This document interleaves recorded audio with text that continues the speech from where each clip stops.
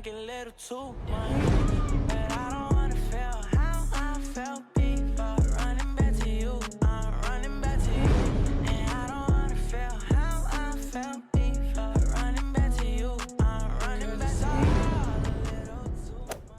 Okay, y'all, welcome back to my channel. So I have another one of these little what to do at home, what to watch at home during quarantine videos. So I'm just gonna get right in it. This is actually for Hulu. One is My 600-Pound Life.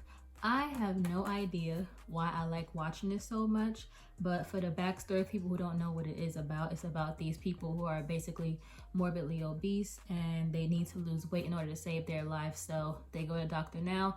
He lives in Houston, or he has his practice in Houston, and he gives them a chance to do the weight loss program, which includes a free weight loss surgery. I think it's free, I'm pretty sure. It's about them struggling and being defiant and not want to lose the weight, but they want to get the surgery. So you have to do the work in order to get the surgery, basically. So it's just their struggles and what they go through.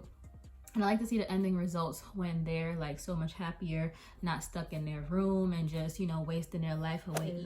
Pet Sematary. So this is a remake of the old Pet Sematary. I seen the one when I was smaller or whatever, and that one scared me. And this one did the exact same thing. So this is a movie about a guy moves his family. He's a doctor. He moves his family to a different house, and in the backyard on their actual property, there's a cemetery where people go to bury their pets, and supposedly the pets can come back to life. I believe it's like an Indian burial ground or something like that. His daughter has an accident, and he thinks it's good to use the pet cemetery in order to, you know, get her back, let's just say. It's a pretty scary movie, so if you're not into scary movies or you get scared easily, I don't advise that one. But yeah, and I don't like the way it ended, but yeah, you'll see. So yeah, Pet Sematary.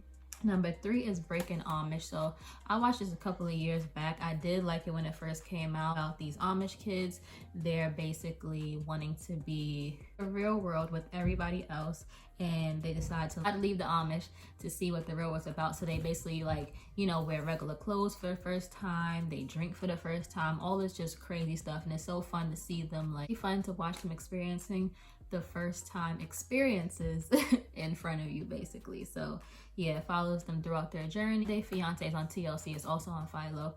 So I've been watching that for a while. It's about these people that are actually like dating long distance, actually in different countries. So in order to bring them over here, they have to get married in 90 days once they bring them over here and they get the visa approval. So it's a lot of things wrong. Some people are using each other. Some people are catfishes. So it's a very interesting thing to watch their journey. And getting married in 90 days is just not something that I recommend. Even long distance is not really something I recommend. I've been through that before, but I don't really recommend long distance. Long days. Jersey Shore. So this is one of my all-time favorites. I could have had this at number 1, but it's one of my all-time favorites. Actually, fun fact, I used to live down at the Jersey Shore house down there, and I lived there for about 2 summers. So that show really, like, you know, was close to my heart because I was like, I experienced all of that stuff. So I was mad because they wasn't filming when I was living down there to see a lot of other cool things. So yeah, but Jersey Shore is about these kids, Guidos and Guidettes, if you want to call them. I'm half Italian, so that's why I really did like the show also. About them just like enjoying their summer, enjoying their life, getting into trouble, making friendships, you know, relationships, things like that. It's a reality TV show. Everybody knows what Jersey Shore is. And my favorite person out of the whole show was Paulie D. That's my boo, whoever want to know. Paulie D is my boo. But yeah, up is Pretty Little Liars. So I watched this show, not even gonna lie to you, I watched the show for like 5 years straight just to find out who A was. These friends, they actually lose one of their friends. They believe that she was murdered. So they're trying to figure out and solve that the whole time. And it's supposed to be by this person named A that always send them these text messages, and different things happen.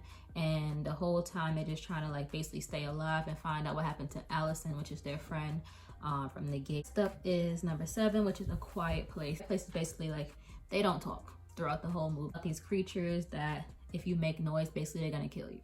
So that's pretty much what that is about. And they figured out a way to live life. They pretty much like the last survivors, to live life in that town without being able to make any noise. And one of their kids is actually deaf, so that really works out for her, obviously.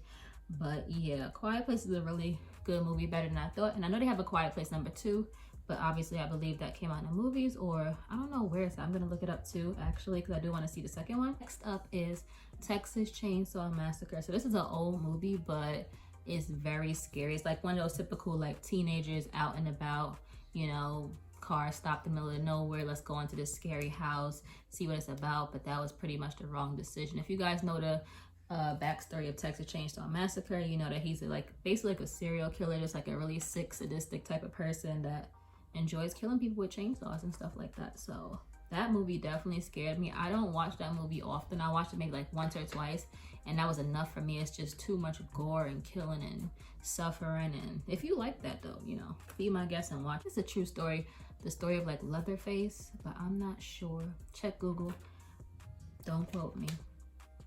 So number 9 is a movie that I watched maybe a couple months back. It's called Down.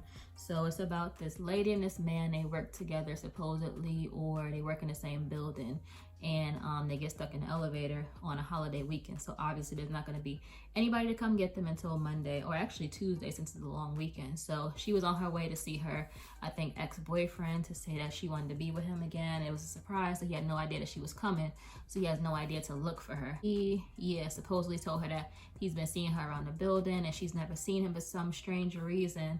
Stalker alert. Definitely is like a thriller type of like, I gotta figure this out type of movie. And it's not kid friendly, so if you are under, I would say 16, don't watch it. But you know how y'all are, you're at grown anyway. But yeah, so the last but not least movie is called Every Day. That's about a person that wakes up in a different body every single day, and they have the chance to like do something good for that person in their life, depending on what kind of person they are. Maybe if they were shy and they wanted to talk to their crush but they couldn't do it, so that person does it for them while they're in their body. I like that movie a lot. If you like romance movies like Nicholas Sparks, Walk to Remember, and Remember Me? The Best of Me, that's like one of my favorite movies too. Every Day is like similar to that, but I really do like that. List of series and movies on Hulu. If you don't have Hulu, you can always just get it. It's $8 a month. I don't think that's too crazy, so I definitely would recommend you guys getting Hulu, because they do have some movies up there that's good. There's a lot of other movies that I didn't mention that's there, but I don't want to make the video too long. So thank you so much for watching. Any suggestions down below, let me know if you may need to do another part to this, because there's more movies on Hulu that I could do for you guys to let you know and keep you occupied during this quarantine. But yeah, I will see you guys in my next video. Bye.